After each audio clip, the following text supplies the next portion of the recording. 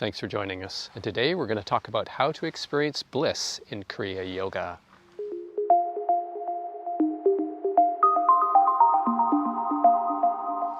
So for many, the experience of bliss is a primary goal in Kriya Yoga. For example, Yogananda writes, "A little analysis of the motives and ends of men's actions in the world shows that, though there are 1,001 proximate or immediate ends of men in regard to the particular calling or profession which they take up, the ultimate end, which all other ends merely subserve, comes to be the avoidance of pain and want and the attachment of permanent bliss." He continues, "Hence, religion necessarily consists in the permanent removal of pain and the realization of bliss or God." And so this statement really comes from the perspective of Sanatana Dharma or Hinduism and the idea about Sachi Tananda. And Sachi Tananda is another name for God. Sat meaning truth, Chit meaning consciousness, and Ananda meaning bliss. And so the idea in Kriya Yoga is to use the Kriya Yoga methodology, the Kriya Yoga practices, to have an experience of this Sachi Tananda, of this ever-existing, ever-conscious, ever-new bliss. So how do we experience bliss in Kriya Yoga? Well, the manifestation of bliss in Kriya Yoga happens in a variety of ways that happen from the earliest onset of meditation process all the way through into deep meditation. And at the beginning in one's Kriya Yoga sadhana, the bliss usually starts to manifest when one starts to experience pratyahara, this internalization. And so the key mechanism in Kriya Yoga that helps one to get into meditation or into a meditative state is Kriya Pranayam. And Kriya Pranayam is a form of intentional breathing that leverages the body's parasympathetic nervous system. And it's a slow, long breath that activates this parasympathetic nervous system to bring one into a low idle state, into pratyahara. And what ends up happening is that people start to feel rapturous feelings coming up in the body, what is called piti, or rapture. And this is really about the parasympathetic nervous system becoming predominant. So for example, one may feel sensations in the body, such as the hands being hot and heavy, tingling up and down the spine, tingling throughout the body. These are signs that the parasympathetic nervous system is becoming predominant. And these feelings can be very rapturous. So we get this bodily bliss feeling that starts to emerge when we are doing Kriya Pranayam. And so normally as these feelings of piti, these rapturous bodily blissful feelings start to manifest, we also have this feeling of this joy that starts to emerge. And the joy is called sukha. And this joy, this sukha, manifests from letting go of preoccupations of the mind. And the senses start to turn inwards. So you get this mix of this piti, this bodily rapture, and the sukha, this spontaneous joy that starts to emerge. And this is the beginning of what is called the first jhana, the first state of absorption, when one is going into an internalized state. So this bliss starts to manifest right away, bodily bliss and this feeling of this joy. And in addition to this piti and sukha, one can have applied and sustained thought, meaning that the mind can be directed to help concentrate one in meditation.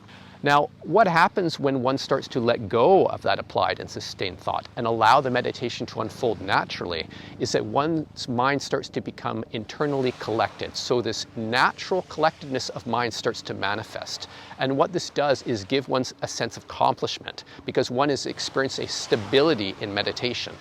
That the mind is no longer inclined to go outwards, no longer inclined to become attached to things of the world, to preoccupations, and this collectedness starts to manifest. This is the second jhana. And as one goes deeper in meditation, the rapturous feelings, the bodily bliss sensations start to fade away and the joy becomes more predominant. What happens then is it's like an awakening of the heart. One starts to feel this very calm abiding, and it's a very lovely state. This is the third jhana, an awakening of the heart. And what can often happen here is people may have a spontaneous feelings of loving kindness. They may have the feelings spontaneously of devotion. It starts to manifest.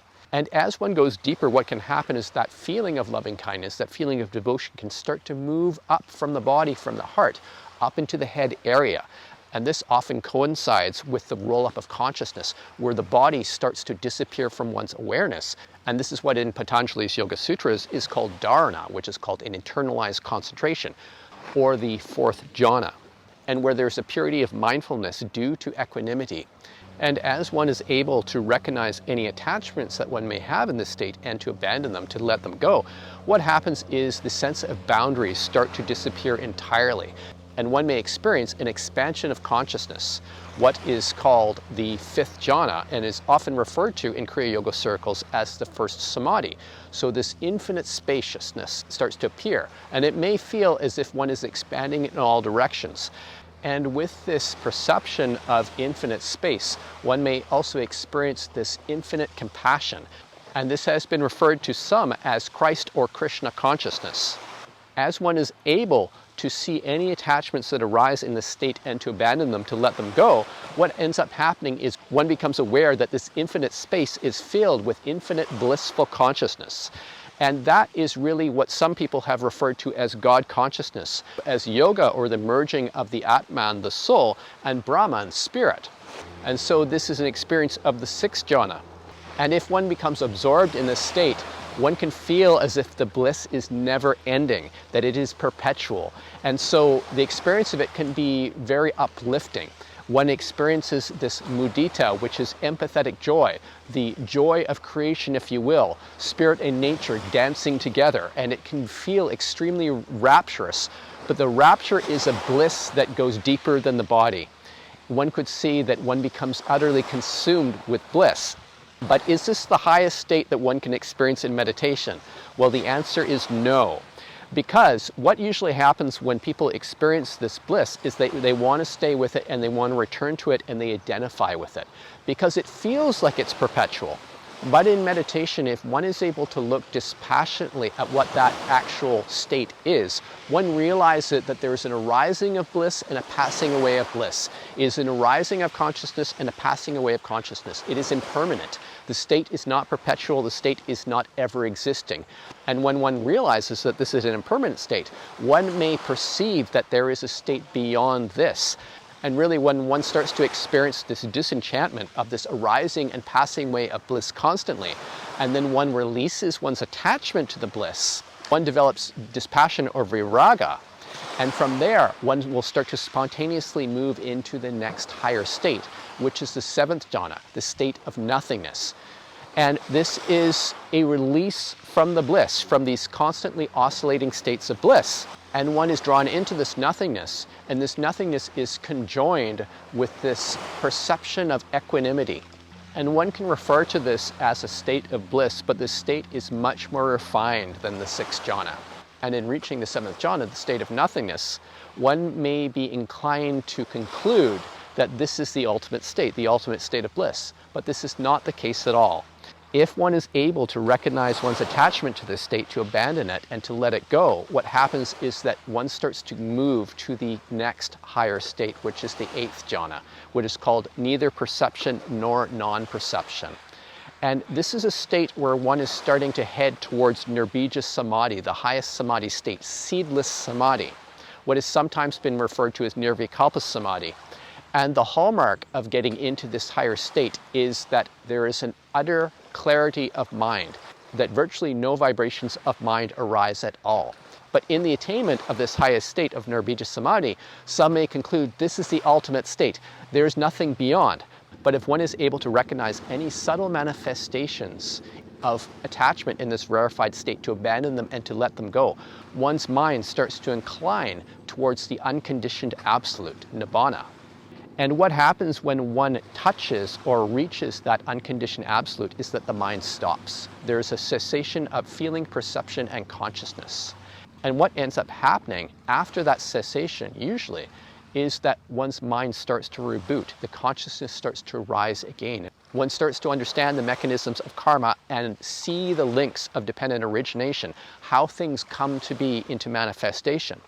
And usually what happens when the mind starts to restart in this way, one starts to experience the afterglow of contact with nibbana, which is the arising of this very distinct blissful state, which can remain in some cases with people for days. And so this goes beyond any of the blissful states that one may experience in samadhi, and is the result of letting go of any attachment and experiencing cessation as one touches the unconditioned absolute. So the variety of blissful experiences that one has in Kriya Yoga, for the most part, are stepping stones along the path of the continuum of meditation towards that final state of reaching nibbana. And so the bliss of the body, it changes. One needs to learn to let it go, to abandon attachment, to allow the next deeper state to unfold. And so the key aspect of moving through these various states of bliss, these various states of samadhi to reach nibbana, is really about learning how to let go of attachment, to abandon it. And as well, to see the nature of the three characteristics of all phenomena, which is that things are impermanent, that if we cling to them, we experience suffering, and that things as well are impersonal. When we recognize that, especially in meditation, and let go of attachment, we will start to breeze right through those samadhi states all the way to the very end, to the pinnacle of meditation in Nirbija Samadhi. And if we're able to let go further, the mind will stop and we'll experience a cessation of feeling and perception and consciousness due to a contact with nibbana. And if we're able to understand this true path in meditation to learn to let go of attachment, we will experience self-realization and awakening. So if you have any questions about this video, feel free to send me an email at info@modernkriya.com. Also check our website at modernkriya.com and our YouTube channel. So thanks for joining us, and we will see you next time.